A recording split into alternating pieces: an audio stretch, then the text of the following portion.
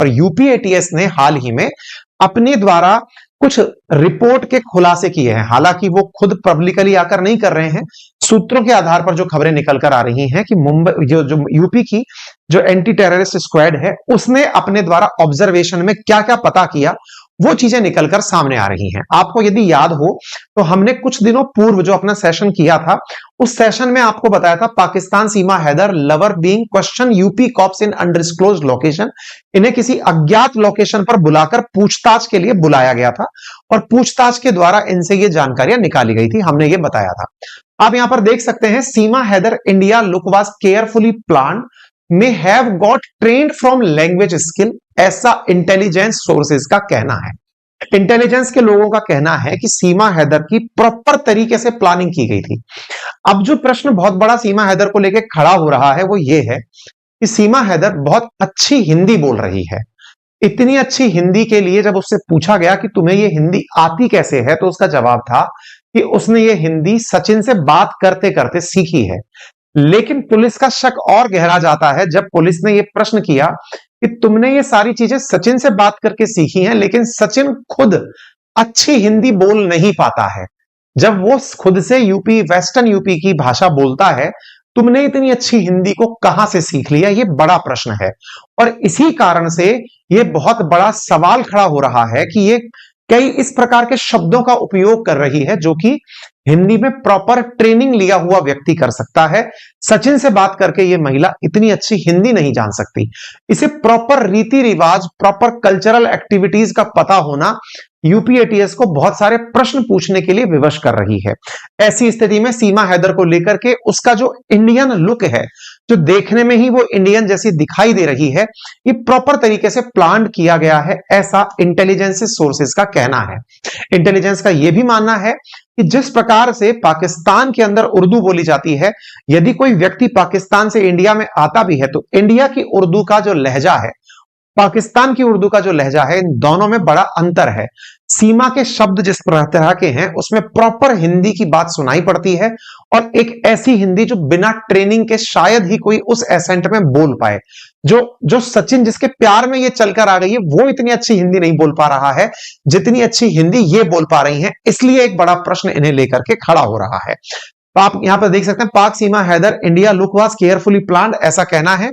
Pakistani woman who crossed into India through Nepal being probe by the potential tie to ISI, और इसकी जांच की जा रही है आईएसआई के द्वारा, मतलब कि आईएसआई के साथ इसके क्या लिंक्स थे। ठीक है ना, तो यहां तक हमने आपको सारी जानकारियां पहले दी थी, और इस जानकारी के अंदर जो बड़े प्रश्न यूपी एटीएस ने अपनी हिरासत में लेने के बाद पूछे वो यही थे कि 17 जुलाई को जो तुम्हें, मतलब 17 जुलाई को जब हिरासत में लिया तो इनसे प्रश्न जो पूछे वो यही थे कि तुमने ऐसा क्या किया कि तुमने भारत के अंदर आने के लिए जो तरीके अपनाए वो किसी की नजर में नहीं आए। वो सारे क्वेश्चन आंसर मैं बताऊंगा जो इनसे पूछे गए। प्रश्नों में जो सबसे इंपॉर्टेंट था कि ये पाकिस्तान से चलकर दुबई शारजहां जाती है और वहां से नेपाल और नेपाल से भारत आती है, तो उसका तरीका क्या रहा। और सीमा हैदर के द्वारा बनाए गए तथ्य सबूत और दस्तावेज जब मेल नहीं खाते तो इन चीजों पर प्रश्न पूछे गए। चूंकि सीमा का एक भाई पाकिस्तान के अंदर रेंजर है, चाचा फौज का अधिकारी है, इसलिए इससे ये प्रश्न पूछे जाने बड़े लाजमी होते हैं कि तुम्हें प्रॉपर ट्रेनिंग के साथ भेजा गया है। जिस तरह से ये कह रही है कि ये वहां पर बड़ी ही संकुचित विचारधाराओं में रही है, ये तस्वीरें हैं जो इसके टिकटॉक के वीडियो पर मिली हैं, जिसे देखकर ये प्रतीत नहीं होता कि ये सोशल मीडिया इन्फ्लुएंस में नहीं रही होगी।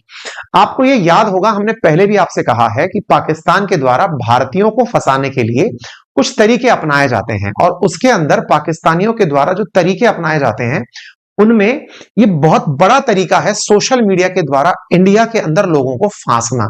और लोगों को फांसने के जो ये तरीके हैं, इनमें इस तरह के लोगों का उपयोग किया जाता है। पाकिस्तान की भाषा में इन्हें फूफी कहा जाता है। फूफी, जैसे फूफा और भुआ अपने यहां रिलेशन होता है, ऐसे इन्हें फूफी कहा जाता है।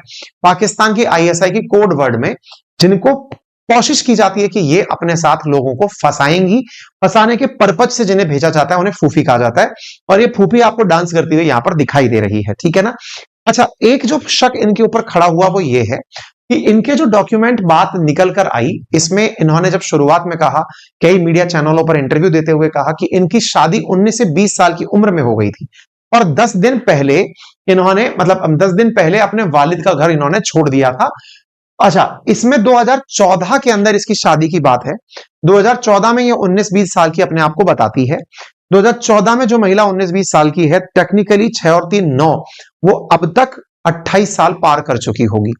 लेकिन इसका जो पासपोर्ट है, इस पर इसकी उम्र 21 साल लिखी हुई है।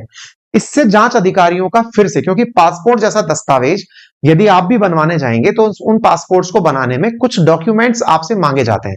उन डॉक्यूमेंट्स, चाहे वो 10th की मार्कशीट क्यों ना हो, चाहे आपका आधार कार्ड क्यों ना हो, दुनिया का कोई भी देश पासपोर्ट के अंदर इन चीजों को बहुत बेसिकली ध्यान रखता है कि कहीं ऐसा ना हो इन डॉक्यूमेंट्स की वजह से कोई व्यक्ति कहीं और फंस जाए।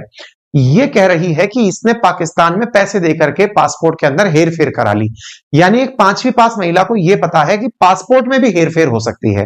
5वीं पास महिलाओं को यह तक नहीं पता होता कि पासपोर्ट और वीजा लेने होते हैं। इसे पासपोर्ट भी पता है, इसे दुबई जाने का वीजा लेना भी पता है, नेपाल जाने का वीजा भी पता है, और उसके साथ साथ ये हेरफेर करना भी जानती है। इन सब चीजों से इसके साथ कुछ सवाल खड़े हुए जो यूपी एटीएस ने इसके साथ पूछताछ में निकाले। क्या क्या सवाल थे जो इसके साथ सवाल खड़े हुए, जो इससे पूछे गए? वो पहला सवाल था, 4 बच्चों की मां खुद को पाकिस्तान के छोटे से शहर का बताती है, लेकिन पबजी गेम के अंदर दिन भर अपने आप को व्यस्त कैसे रखती है? दूसरा सवाल इससे पूछा गया कि 5वीं पास मिडिल क्लास महिला एक नहीं 2-2 पासपोर्ट क्यों रखेगी? इसके पास 2-2 पासपोर्ट पाए गए। तीसरा, अपने 4 बच्चों को छोड़कर सचिन से मिलने नेपाल कैसे चली जाती है? भाई बच्चे छोटे हैं, अगर नन्नी मुन्नी क्या क्या नाम इसने धर रखे हैं, उनको छोड़ करके एक मां के लिए एक दिन भी घर छोड़ करके जाना बच्चों के बिना बहुत ही मुश्किल काम होता है।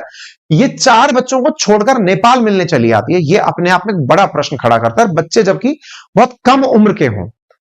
यदि यही नहीं, दूसरी बार पाकिस्तान सीमा जब लौटती है तो अपने 4 बच्चों के एकदम नए पासपोर्ट कैसे बनवाकर लौटती है? उसके पास इतने पैसे कहां से आए?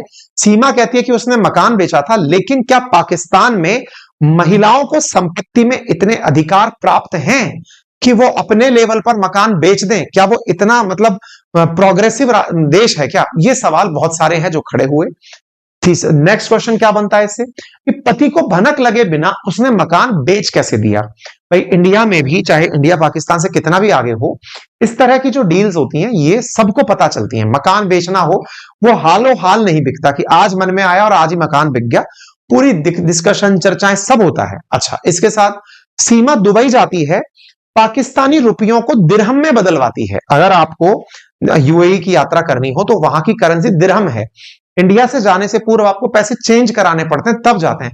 तो ये मनी एक्सचेंज कराती है, दुबई के अंदर होटल लेती है, वहां पर कैब का इंतजाम करती है। ये एक 5वीं पास महिला के लिए विशेष रूप से तब जब वो अपनी आर्थिक स्थिति को बहुत ही नॉर्मल बताती हो, जिसके 4 बच्चे हों, जो ये कहती हो कि 2019 में ही उसे दुनियादारी का पता चला, उसके लिए बड़ा मुश्किल है। और ये मैं अपना पर्सनल एक्सपीरियंस बताता हूं कि जब मेरी भी पहली बार विदेश यात्रा हुई तो ये सारे बड़े स्ट्रेस के पॉइंट थे कि यार ये कैसे होगा, कहां से चेंज कराना होगा, पैसा कैसे ट्रांसफर कराना होगा, वहां जाने पर कैसे इमिग्रेशन होगा, ये सब चीजें। और एक ऐसी महिला जो अपने आप को बड़ा ऑर्डिनरी तरीके से डील कर रही है, उसके साथ में ये बड़े प्रश्न खड़े होते हैं। और तो और घुसपैठ के आरोप में भारत में पकड़े जाने पर भी वह इतनी शांत कैसे दिख सकती है?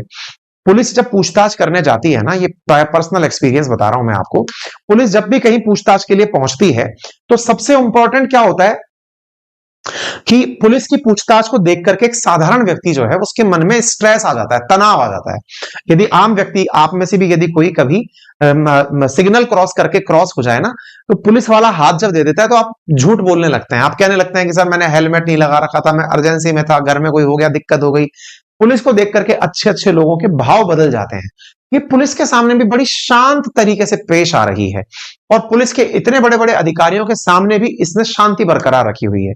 सीमा ने ना सिर्फ अपना बल्कि 4 बच्चों का भी फर्जी आधार कार्ड कैसे बनवा लिया?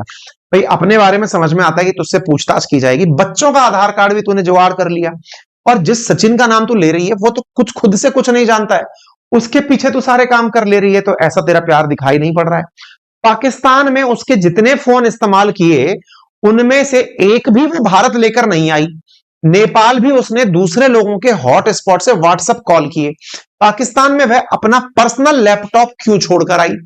भाई तू जब इतना ही मोबाइल वगैरह, लैपटॉप वगैरह रख रही है तो ये सब कैसे छोड़कर आई?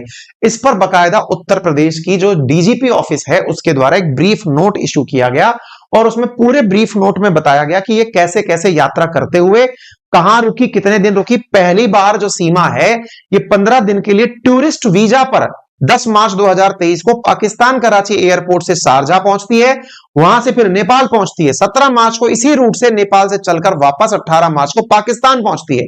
सचिन मीणा 8 मार्च 2023 को गौतम बुद्ध नगर से गोरखपुर पहुंचता है। 9 तारीख को वहां से सोनाली बॉर्डर क्रॉस करके काठमांडू पहुंचता है। 10 मार्च को काठमांडू नेपाल में पहुंचकर एक नई होटल लेता है, न्यू विनायक होटल में कमरा लेता है और वहीं कमरे पर जाकर के ये दोनों लोग आपस में 7 दिन साथ रहते हैं। इसके बाद दूसरी बार सीमा 10 मई को आती है, 15 दिन का टूरिस्ट वीजा लेकर आती है, अपने बच्चों के नाम बदलवाती है। 4 बच्चे हैं जिनमें सबसे बड़ा जो बच्चा है उसकी उम्र 7 साल है, उसका नाम फरहान था जिसको बदलवाकर राज कर दिया गया। पुत्री फरवाहा उसका नाम प्रियंका कर दिया जो 6 साल की है। फरीहा उसका नाम परी कर दिया गया जिसकी उम्र 5 वर्ष है। मुन्नी उसकी उम्र 3 साल कर दी गई। उनको लेकर कराची एयरपोर्ट से दुबई पहुंचती है। अब सवाल यह भी कई जगह उठाया जा रहा है कि इसके बच्चों का अगर डीएनए टेस्ट कराया जाए तो संभव है इस बारे में भी क्लैरिटी आ जाए कि यह बच्चों के नाम को लेकर के भी झूठ बोल रही हो सकती है। हो सकता है बच्चे भी प्लांट किए गए हों, यह भी संभव है।